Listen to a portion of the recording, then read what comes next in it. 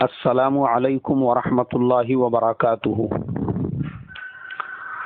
میرے محترم بھائیوں، بزرگوں، دوستوں، یہ ہمارا اصلاح معاشرہ کا 127واں سبق ہے۔ محترم بزرگوں، آج ایک چیز خاص طور پہ جو محسوس ہو رہی ہے وہ یہ کہ ہمارے جو نوجوان ہیں، جو کالجوں میں پڑھتے ہیں، یا ہماری جو نوجوان نسل ہے، ان کے اندر ایک قسم کی بے چینی ہے، ان کے ذہنوں میں ایک انتشار کی کیفیت ہے، اور مجھے لگتا ہے کہ یہ پیرنٹس کے ان پر برابر دھیان نہیں دینے کی وجہ سے، توجہ نہیں دینے کی وجہ سے، ان کے دل میں کیا چل رہا ہے، ان کی ضرورتیں کیا ہے، وہ کیا کہنا چاہتے ہیں، یہ تمام باتوں کے نہیں معلوم کرنے کی وجہ سے وہ بچے اندر ہی اندر جو ہے کڑ رہے ہیں۔ اس کا اگزامپل میں اس طریقے سے آپ کو دیتا ہوں کہ مجھے چند روز پہلے ایک نوجوان نے میسج کیا اور کہا کہ مولانا صاحب، میں انجینئرنگ کا اسٹوڈنٹ ہوں اور میں اپنی تعلیم ادھوری چھوڑ کر کسی مدرسے میں ایڈمیشن لے کر عالم بننا چاہتا ہوں۔ میں نے اس سے کہا کہ بیٹا، عالم بننا بہت اچھی بات ہے، اس کے بے شمار فضائل ہے، اس میں کوئی شک نہیں ہے، لیکن تم پہلے اچھے انجینئر بنو، اس لیے کہ آلریڈی جس راستے پہ تم چل رہے ہو اس کو پہلے مکمل کرو، وہ سب ہونے کے بعد پھر عالم بننے کے بارے میں سوچنا۔ اس لیے کہ تمہاری یہ جو کیفیت ہے یہ تمہارے ذہنی بے چینی، ذہنی انتشار کا ثبوت ہے کہ تم جس لائن پہ چل رہے ہو اس پر تم کانسنٹریٹ نہیں کر پا رہے ہو۔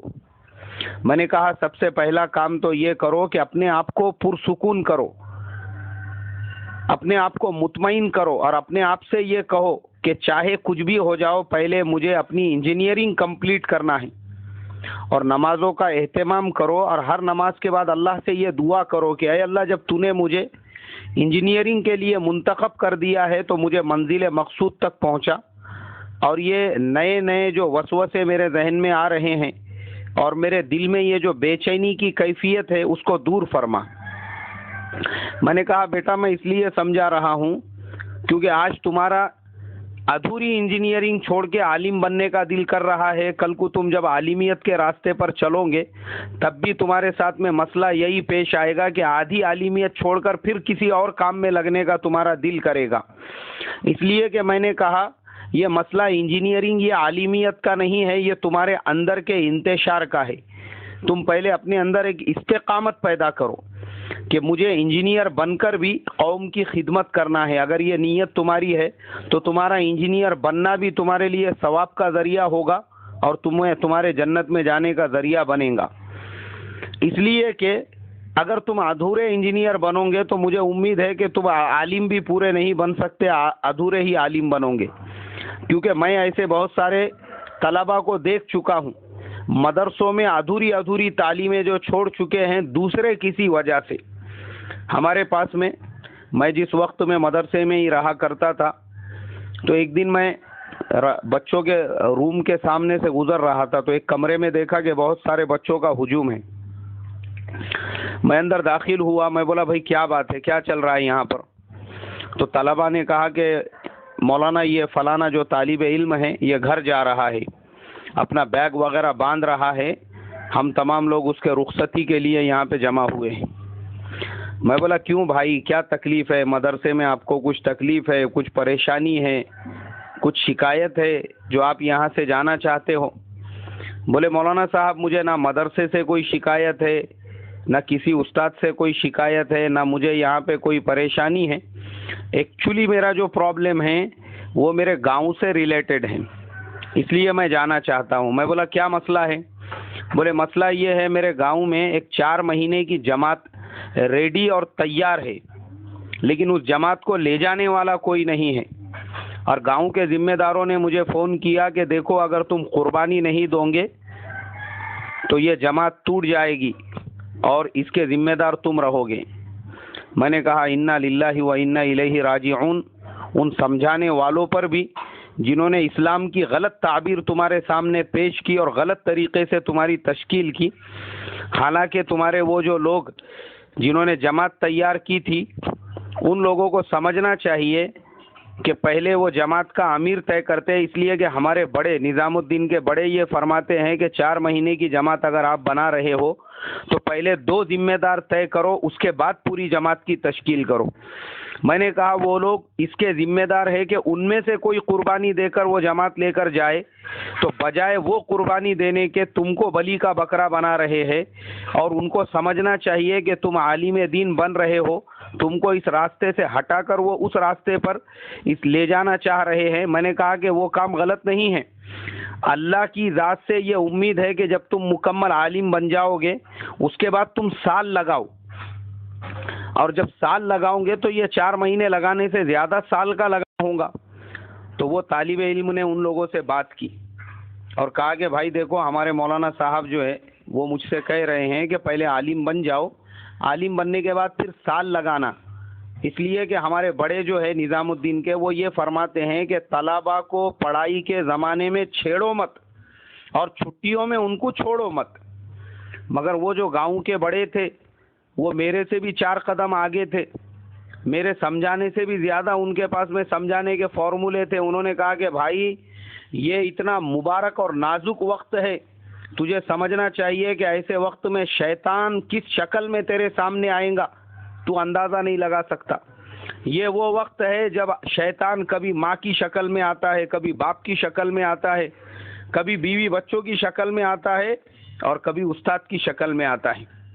یعنی بیچارے نے مجھے شیطان بنا دیا کہ بولے تمہارے استاد جو کہہ رہے ہیں وہ تم کو اتنے مبارک راستے سے روک رہے ہیں، یہ راستہ ام الاعمال اور ام الفرائض ہے دنیا میں، اب اس سے بڑھ کے کوئی راستہ ہی نہیں ہے.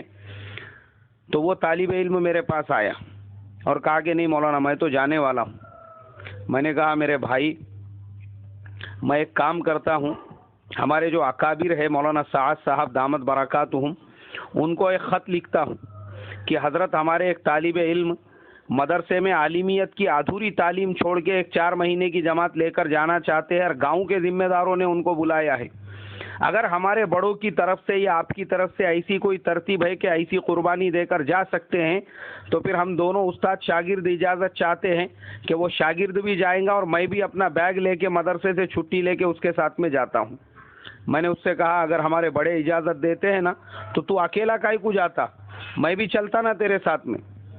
مگر میرے محترم بزرگوں، ہوتا یہ ہے کہ جب کسی کے سامنے اسلام کی غلط تعبیر پیش کی جاتی ہے کسی چیز کو غلط انداز سے، تو وہ آدمی پھر اس بات کو سمجھ نہیں پاتا. اور وہ جو طالب علم تھا اس کو عالم بننے میں صرف 2 سال باقی تھے، وہ اپنی تعلیم ادھوری چھوڑ کر مدرسے سے چلا گیا اور وہ جماعت لے کے نکل گیا. اب اس کے ساتھ کے جو ساتھی تھے، آج میں ان ساتھیوں کو دیکھتا ہوں ماشاءاللہ وہ مکمل عالم بن گئے. عالم بننے کے بعد میں انہوں نے 1 سال لگایا دعوت کی مبارک محنت میں، اور سال لگانے کے بعد میں ان میں سے تقریباً کسی مدرسے میں پڑھا رہے ہیں، کہیں پہ امامت کر رہے ہیں، اور ایک طالب علم تو پورے ضلع کے مرکز کا امام اور خطیب ہے ماشاءاللہ، اور کام کے اعتبار سے بھی ذمہ دار ہیں.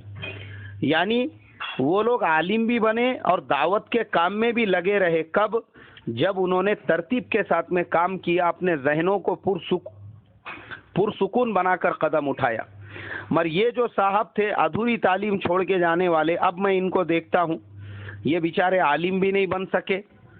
گاؤں میں گئے، گاؤں والوں نے ان کو 4 مہینے تک کے لیے استعمال کیا، بعد میں پھینک دیا.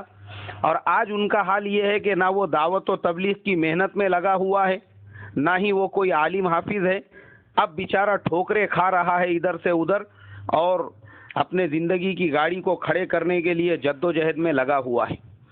تو یہ حالات کب پیدا ہوتے ہیں؟ جب انسان کا ذہن جو ہے نا، ذہن وہ پوری طرح سے پرسکون نہیں ہوتا ہے، اس میں ایک انتشار کی کیفیت ہوتی ہے، اس کے اندر ایک بے چینی ہوتی ہے. اس لیے میرے محترم بزرگوں، ہم کسی بھی راستے پہ، کسی بھی لائن پہ اگر ہم چل رہے ہیں تو پہلے ہم اپنے آپ کو سیٹسفائیڈ کریں، مطمئن کریں، اپنے آپ میں استقامت پیدا کریں، اور اس کے بعد قدم اٹھائیں. اگر ہم ہمارے دل سے کریں گے، اس کے نتیجے غلط نکلیں گے. میں نے اس نوجوان کو سمجھایا اور میں نے پھر اس کو اور ایک مثال دی. میں نے کہا دیکھو بیٹا، ہوتا کیا ہے، تمہارے جیسے جو نوجوان ہوتے ہیں نا، ان کو اگر ہمارے جیسے کسی نے سمجھایا تو دوسرے اور سمجھانے کے لیے آتے ہیں، اور وہ ہمارے سمجھانے کو بہکانا کہتے ہیں. ان کے بہکاوے میں مت آ، بولے تو اتنا مبارک کام چھوڑ کے، اتنا مبارک ارادہ تو نے کیا ہے وہ چھوڑ کے، یہ سب شیطانی راستے ہیں، یہ سب دنیا کے راستے ہیں، تجھے اس طریقے سے بتائیں گے.